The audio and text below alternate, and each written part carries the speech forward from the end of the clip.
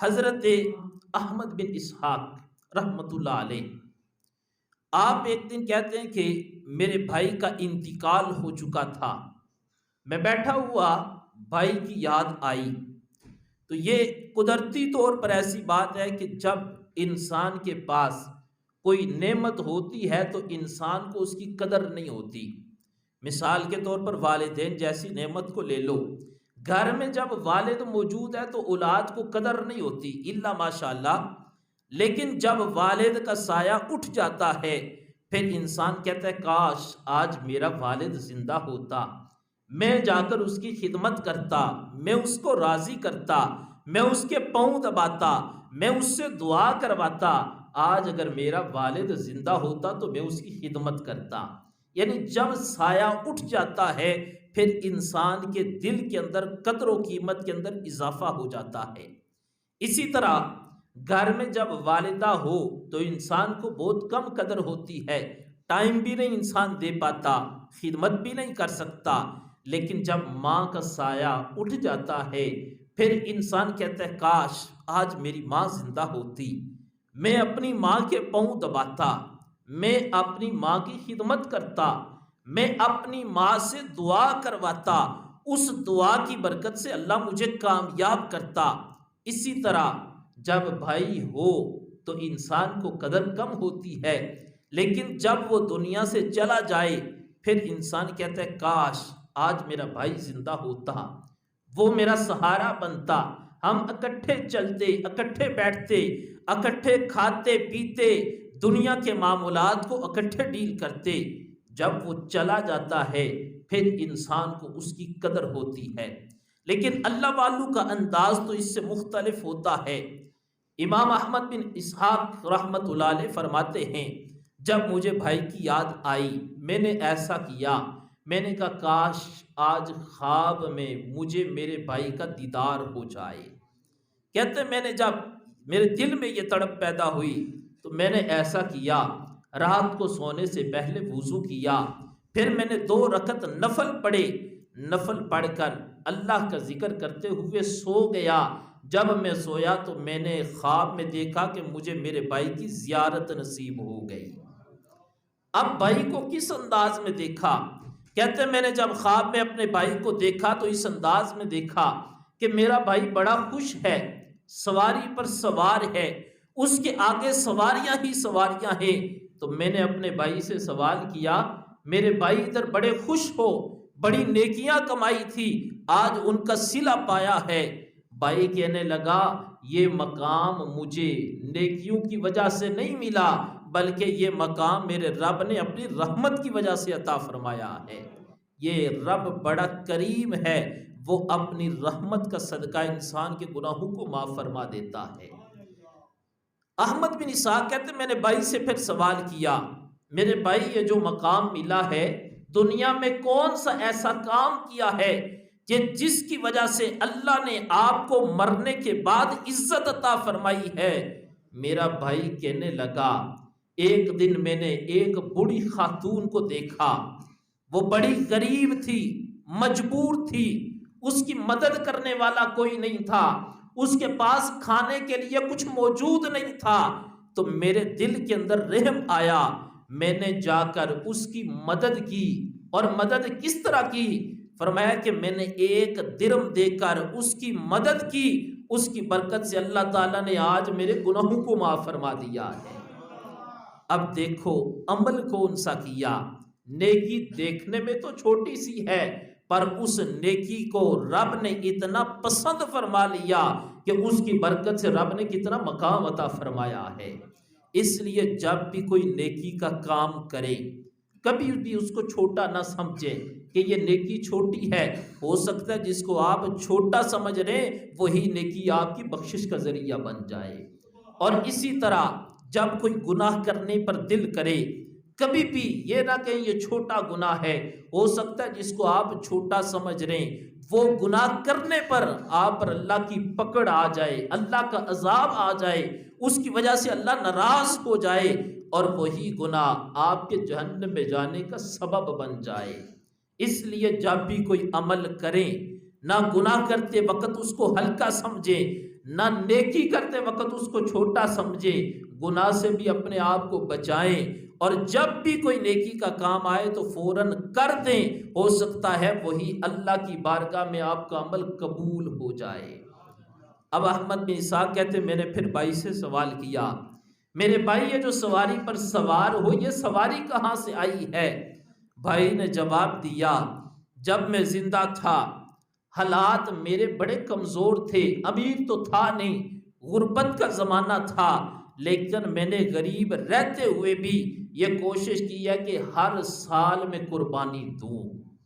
یہ نہیں کہا کہ غریب ہوں تو قربانی، کہا کہ میں نے غربت کے زمانے میں بھی کوشش کی کہ میں قربانی ہر سال ادا کیا کروں، اس کی برکت سے اللہ تعالیٰ نے یہ آج مجھے شان عطا فرمائی ہے۔ کہا یہ جو جانور کون سا؟ کہا میں نے اپنی زندگی میں جو سب سے پہلے قربانی کی تھی یہ وہ میری سواری ہے جو رب نے اس کو قبول فرما لیا اور اس کے بدلے رب نے آج یہ مجھے عطا فرمائی ہے۔ کہا جو آگے سامنے یہ جانور نظر آ رہے ہیں، آگے جانور ہی جانور ہیں، یہ کیا ہیں؟ کہا زندگی میں جتنی قربانیاں کی ہیں یہ میرے سارے جانور ہیں، میں اللہ کی رضا کے لیے قربانیاں کرتا رہا اور مرنے کے بعد اللہ نے آج مجھے اس کا صلہ عطا فرمایا ہے۔ احمد بن اسحاق کہتے ہیں جب میں نے یہ بات سنی تو اس بات کو ماننے پر مجبور ہو گیا، غریب رہ کر یہ اپنے رب کی رضا کے لیے قربانی کرتے رہے ہیں، اللہ کو عمل اتنا پسند آیا کہ رب نے مرنے کے بعد بھی اس بندے کو اس کا اجر عطا فرمایا ہے۔ اس لیے یہ کوشش کریں کہ اپنی زندگی میں قربانی کریں، اور اگر قربانی واجب ہو تو پھر کبھی بھی اس کے اندر ناغہ نہ کریں، تاخیر نہ کریں۔ بعض اوقات انسان کے ذہن میں طرح طرح کے وسوسے آتے ہیں، شیطانی خیالات آتے ہیں، شیطان کہتے ہیں پھر کبھی دے لینا، لیکن جب یہ خیال آئے اس وقت یہ بھی سوچ لینا اس دنیا میں بڑے بڑے ایسے تھے جو کہتے تھے اس سال نہیں اگلے سال دے لیں گے، لیکن یہ انسان کا وہم ہوتا ہے، یہ نہیں پتا کہ اگلے سال نصیب بھی ہو یا نہ ہو۔ اس لیے جب بھی موقع ملے، جب قربانی واجب ہو جائے تو اس کو لازمی ادا کریں۔ حضرت سیدنا مولا علی مشکل کشا شیر خدا رضی اللہ تعالیٰ عنہ فرماتے ہیں رسول کریم صلی اللہ علیہ وآلہ وسلم نے فرمایا کہ جب انسان کے ذہن میں یہ بات آتی ہے مجھ پر قربانی واجب ہے، میں قربانی کروں، پھر انسان تیاری کرتا ہے، عید کا چاند نظر آنے سے پہلے یا چاند نظر آنے کے بعد انسان تیاری کرتا ہے کہ میں بازار کی طرف جاؤں، وہاں سے جا کر جانور کو خریدوں، اس کو اپنے گھر میں لاؤں، پھر اس کی خدمت کروں اور پھر اپنے رب کی رضا کے لیے اس جانور کو قربان کر دوں۔ کا اب ذہن میں انسان تصور بناتا ہے، پھر جب انسان کی تیاری مکمل ہوتی ہے اب وہ اپنے گھر سے نکلتا ہے بازار کی طرف یا جہاں سے بھی اس نے جانور کو خریدنا ہے۔ فرمایا جب گھر سے نکلتا ہے ہر قدم پر اللہ تعالیٰ اس بندے کو 10 نیکیاں عطا فرماتا ہے۔ فرمایا جب وہ قدم اٹھاتا ہے ہر قدم پر اللہ تعالیٰ اس کے 10 گناہوں کو معاف فرماتا ہے، ہر قدم پر اللہ تعالیٰ اس کے 10 درجات کو بلند فرما دیتا ہے۔ فرمایا پھر وہ جب بازار میں پہنچ جاتا ہے یا جہاں سے بھی اس نے جانور خریدنا اس مقام پر پہنچتا ہے، اب جس سے جانور خریدنا ہے اس کے ساتھ اس بندے کی گفتگو شروع ہو جاتی ہے۔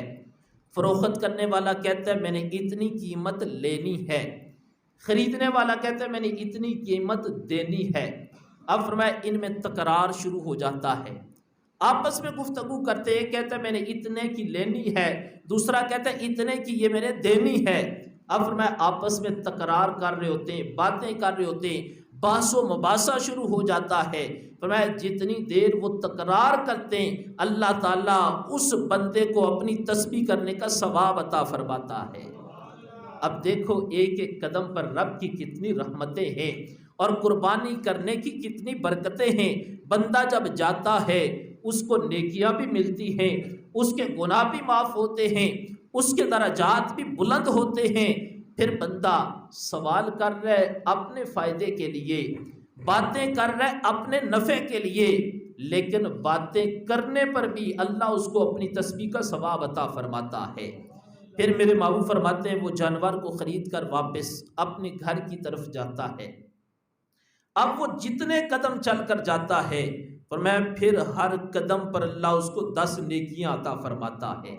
اب واپسی پر جتنے قدم چل کر گھر میں جاتا ہے، فرمایا ہر قدم پر اللہ اس کے پھر 10 گناہوں کو معاف فرماتا ہے، اور اللہ تعالیٰ اس کے ہر قدم پر اس کے 10 درجات کو بلند فرماتا ہے۔ پھر میرے محبوب علیہ السلام فرماتے ہیں وہ گھر میں جانور لے کر گیا، اب اس کی خدمت کرتا رہا۔ عید کا دن آ جاتا ہے، اب وہ اپنے جانور کو قربان کرنے کا وقت آتا ہے۔ فرمایا جب وہ جانور کے قریب کھڑا ہوتا ہے، جب وہ کھڑے ہو کر نیت کرتا ہے کہ اب اس کو میں قربان کر دوں، فرمایا اس کے خون کا پہلا قطرہ جب زمین پر گرتا ہے، اللہ تعالیٰ اس بندے کے گناہوں کو معاف فرما دیتا ہے۔ قربانی ایک ذریعہ ہے انسان کی بخشش کا، اگر ہم سمجھیں تو۔ اگر صرف ہم قربانی کو رسم سمجھیں گے تو اس سے فائدہ نہیں ہوگا۔ اگر ہم قربانی کو عبادت سمجھیں گے اور یہ نیت کریں گے کہ اس پر ایک ایک قدم پر رب کی رحمتیں اور برکتیں ہیں اور اس پر رب ثواب دے گا، تو انسان اگر اس نیت کے ساتھ قربانی کرتا ہے، اللہ کے محبوب علیہ السلام فرماتے ہیں رب اس کے سارے گناہوں کو معاف فرما دیتا ہے۔ اور پھر حضور اکرم صلی اللہ علیہ وآلہ وسلم نے خود یہ عمل مبارک فرمایا اور اپنی امت کو یہ تعلیم ارشاد فرمائی، اے میرے امتیو، اس کو حقیر نہ سمجھنا، اس قربانی کو تم عام نہ سمجھنا، یہ تمہارے باپ حضرت ابراہیم خلیل اللہ کی سنت ہے، اور جو اس پر عمل کرتا ہے اللہ اس کے گناہوں کو معاف فرماتا ہے۔ میرے اور آپ کے کریم محبوب علیہ السلام نے خود قربانی دی۔ ام المومنین سیدہ عائشہ صدیقہ رضی اللہ تعالیٰ عنہ فرماتی ہیں حضور علیہ السلام نے جب قربانی کا جانور قریب لایا، اللہ کے رسول علیہ السلام نے مجھے فرمایا عائشہ چھری لاؤ۔ آپ فرماتی ہے میں چھری لے کر گئی، حضور علیہ السلام نے فرمایا اس کو تیز کرو، میں نے چھری کو تیز کیا۔ پھر اللہ کے محبوب علیہ السلام نے جب قربانی کی، حضور علیہ السلام نے دعا مانگی، اے اللہ اس قربانی کو میری طرف سے قبول فرما۔ کہتے پھر حضور نے دعا کی، اے اللہ اس قربانی کو میری آل کی طرف سے قبول فرما۔ کہتی ہیں پھر حضور نے دعا مانگی، اے اللہ اس قربانی کو میری امت کی طرف سے قبول فرما۔ حضور علیہ السلام نے اس وقت بھی قربانی دیتے وقت اپنی امت کو نہیں بھولا۔ حضور نے دعا کی اللہ میری طرف سے بھی قبول فرما، میری آل کی طرف سے بھی قبول فرما، اور اس قربانی کو میری امت کی طرف سے بھی قبول فرما۔ اور دوسرے مقام پر ہے کہ حضور علیہ السلام نے 2 مینڈے قربان کیے، ایک اپنی طرف سے اور دوسرا حضور علیہ السلام نے اپنی امت کی طرف سے قربان کیا۔ جب قربانی دی تو حضور نے دعا مانگی، اے اللہ یہ میرے ان امتیوں کی طرف سے قبول فرما جو قربانی نہیں کرتے، اے اللہ ان کی طرف سے میں قربانی دے رہا ہوں، اس کو اپنی بارگاہ کے اندر قبول فرما۔ سیدہ کائنات سیدہ طیبہ طاہرہ زاہدہ عالمہ عابدہ ساجدہ سیدہ فاطمہ رضی اللہ تعالی عنہا، حضور علیہ السلام نے اپنی پیاری شہزادی کو فرمایا، اے میری بیٹی جب قربانی کرو تو اس قربانی والے جانور کے قریب کھڑی ہو جاؤ۔ حضور علیہ السلام نے بلایا، سیدہ کائنات قریب کھڑی ہوئی، جب قربانی کی تو عرض کی محبوب اس کے قریب کھڑے ہونے میں راز کیا ہے؟ اللہ کے محبوب علیہ السلام نے فرمایا جب اس کے خون کا پہلا قطرہ زمین پر گرتا ہے اللہ تعالیٰ نے اس کی برکت سے تمہارے کو معاف فرما دیا ہے۔ آپ نے جب یہ سنا کہ حضور علیہ السلام نے فرمایا اے فاطمہ جب اس جانور کے خون کا پہلا قطرہ زمین پر گرا اللہ نے تمہارے گناہوں کو معاف فرما دیا، آپ نے یہ سوال کیا محبوب یہ حکم کیا سیدہ کائنات کے ساتھ خاص ہے یا آپ کی دوسری آل کے لیے بھی ہے؟ میرے محبوب علیہ السلام نے فرمایا یہ حکم سیدہ کے لیے بھی ہے، میری آل کے لیے بھی ہے۔ عرض کی محبوب باقی امتیوں کا کیا بنے گا؟ میرے محبوب نے فرمایا قیامت تک میرا جو بھی امتی قربانی کرے گا وہ قربانی کے جانور کے قریب کھڑے ہو کر جب قربانی کرے گا، فرمایا اس جانور کے خون کا پہلا قطرہ زمین پر گرے گا، اللہ اس کی برکت سے اس کے گناہوں کو معاف فرما دے گا۔ فرمایا قیامت تک جو بھی امتی قربانی کرے گا اس قربانی کی برکت سے اللہ اس کے گناہوں کو معاف فرما دے گا۔ حضرت مولا علی مشکل کشا شیر خدا رضی اللہ تعالی عنہ آپ 2 مینڈے قربان کیا کرتے تھے۔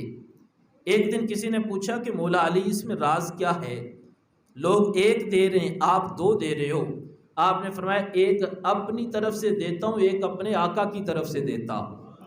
عرض کی اس میں راز کیا؟ فرمایا حضور نے مجھے وصیت فرمائی تھی کہ اے علی 1 میری طرف سے دینا، 1 اپنی طرف سے دینا، اور میں آج بھی اپنے نبی کے حکم پر عمل کر رہا ہوں، اس کی برکت سے اللہ بھی راضی ہوگا، اللہ کا رسول بھی راضی ہوگا۔ اس لیے جس بندے کو رب نے توفیق دی ہو، اور یہ ہمارے اسلاف کا، اولیاء کرام کا، صحابہ کا، تابعین کا انداز بھی رہا ہے کہ قربانی دیتے وقت جس کو اللہ نے توفیق دی ہو وہ قربانی کرتے وقت ایک حصہ اللہ کے محبوب علیہ السلام کی طرف سے دے۔ اس کا فائدہ کیا ہوگا کہ بزرگ فرماتے ہیں کہ جو اللہ کے محبوب علیہ السلام کی طرف سے قربانی کرو گے اس کے صدقے اللہ آپ کی قربانی کو بھی اپنی بارگاہ میں قبول فرما لے گا۔ اور پھر قربانی کے لیے یہ یاد رکھو، اکثر یہ ہر سال میں مسئلہ بیان کرتا ہوں، لیکن پھر بھی بعض اوقات بعض لوگ جو ہے اس مسئلے سے ناآشنا ہوتے ہیں کہ پورے گھر میں اگر کسی گھر میں 8 بندے کما رہے ہیں، 10 کما رہے ہیں، 5 کما رہے ہیں، تو ہماری یہ سوچ ہوتی ہے جی چلو پورے گھر کی طرف سے 1 قربانی کر دیں تو قربانی ہو جائے گی۔ ایسی صورت جتنے بندے گھر میں کماتے ہیں اگر سارے صاحب نصاب ہیں تو ہر بندے پر قربانی واجب ہے۔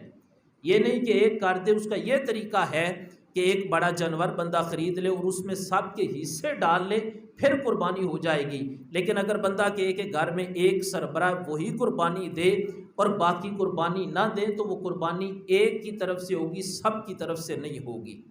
دوسری بات یہ ہے کہ اکثر ہم کہتے ہیں جی اس دفعہ قربانی پچھلے سال میں نے اپنی طرف سے دی تھی، اس دفعہ قربانی میں اپنے والد کی طرف سے دے رہا ہوں، ان کا انتقال ہو چکا ہے، یا والدہ یا دادا دادی یا کوئی بھائی جس کا بھی انتقال ہو چکا ہے تو قربانی میں اس کی طرف سے دے رہا ہوں۔ یہ یاد رکھو کہ قربانی کرنا یہ واجب ہے آپ پر، جو فوت ہو گیا اس کی طرف سے قربانی کرنا مستحب ہے۔ اگر قربانی کرو گے تو ثواب ہے، نہیں کرو گے تو گناہ نہیں۔ پہلے قربانی آپ پر واجب ہے، پہلے آپ اپنی طرف سے قربانی کرو، اپنا واجب ادا کرو، اس کے بعد جس کی طرف سے بھی قربانی دو گے اللہ تعالیٰ قبول فرما لے گا، اور جس کی طرف سے قربانی کرو گے اس کو اس کا ثواب بھی پہنچے گا اور اس کو بھی ثواب ملے گا اور اللہ تعالیٰ آپ کو بھی اس کا ثواب عطا فرمائے گا۔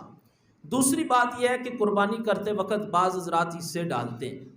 اب یہ حدیث پاک ہے، حضور علیہ السلام نے فرمایا اگر کسی جانور میں 7 بندوں نے حصہ ڈالا، ان 7 میں سے ایک بندے کی نیت یہ تھی کہ بس یہ میں پیسے ڈال دیتا ہوں، قربانی کا جو گوشت ہے وہ مجھے مل جائے گا، فرمایا اس کی نیت قربانی کی نیت نہیں تھی، اس کی نیت تھی گوشت کی، فرمایا اس کی وجہ سے 7 بندوں کی قربانی ادا نہیں ہوگی۔ اس لیے جب حصہ ڈالیں تو کم از کم یہ سوچیں، ہم اگر ہم نے کپڑے کا سوٹ خریدنا ہو بازار میں تو ہم 10 دفعہ پوچھتے ہیں کون سی دکان اچھی ہے، کہاں سے اچھا کپڑا ملے گا، اور پھر کہتے ہیں اس میں کوئی نقصان تو نہیں ہوگا۔ تو یہ قربانی کر رہے ہیں تو اس وقت بھی سوچیں کہ جو بندے آپ اپنے ساتھ شامل کر رہے ہیں کم از کم وہ ان چیزوں کو سمجھتے ہوں، نیک متقی پرہیزگار ہوں، اگر نہیں نیک تو کم از کم انہیں یہ مسئلہ بتا دو بھائی آپ کی نیت کیا ہے، اگر ایک کی بھی نیت خراب ہے تو اس کی وجہ سے آپ کی قربانی ضائع ہو جائے گی، اس لیے اپنی قربانی کو ضائع ہونے سے بچائیں۔